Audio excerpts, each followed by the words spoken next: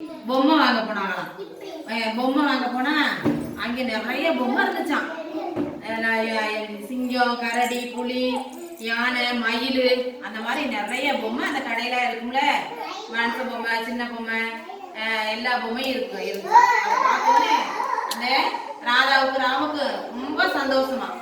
பார்த்தோன்னே எந்த பொம்மையெல்லாம் வாங்கணும்னு அதுக்கே ஒரு குழப்பமா இருந்துச்சான். உடனே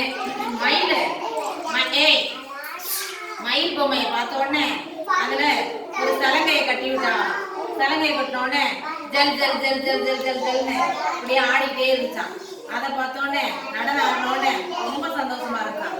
அப்புறம் அதுக்கடுத்து ஒரு பொம்மை, கரடி பொம்மையை பார்த்தாலும் அது என்ன பண்ணுச்சான், கையில நாதஸ்வரத்தை வச்சுக்கிட்டு பிப்பி பீ பேப்பர பேப்பர பிப்பி பீ பேப்பர பரன்னு அந்த ஒரு ஓசை வந்துச்சான் அந்த கரடி பொம்மையில. அதுக்கடுத்து முயல், அப்புறம் வெள்ளை முயல் ஒண்ணு இருந்துச்சான். அந்த பொம்மை கடையில வெள்ளை முயல் ஒண்ணு இருந்துச்சான். அது கையில என்ன இருந்துச்சான், மூங்கில் மாதிரி ஒரு என்ன பண்ணுச்சான், புல்லாங்குழல் வச்சிருந்துச்சான். புல்லாங்குழல வச்சு நல்லா நல்லா புல்லாங்குழல் எப்படி வாசிப்போம் வாசிப்போமா, அந்த மாதிரி அது வாசிக்கிட்டு இருந்தான்.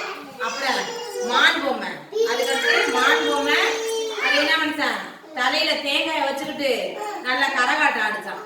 மான் பொம்மை கரகாட்டம், மான் பொம்மை தேங்காயை தலையில வச்சுக்கிட்டு அந்த கொம்புக்கு இடையில வச்சுக்கிட்டு கரகாட்டம் ஆடிச்சான். பொம்மை கரகாட்டம் ஆடிச்சான். இப்படி எல்லா பொம்மையும் சேர்த்து பார்த்தோன்னே அது ரெண்டுக்கும் ரொம்ப சந்தோஷமா வச்சுக்கிட்டு, அப்புறம் இது எந்த பொம்மையா வாங்குது, எல்லாமே அழகா இருக்கு அப்படின்னு சொல்லிட்டு ஒரு பொம்மையை வாங்கிட்டு வீட்டுக்கு சந்தோஷமா வந்தாங்க.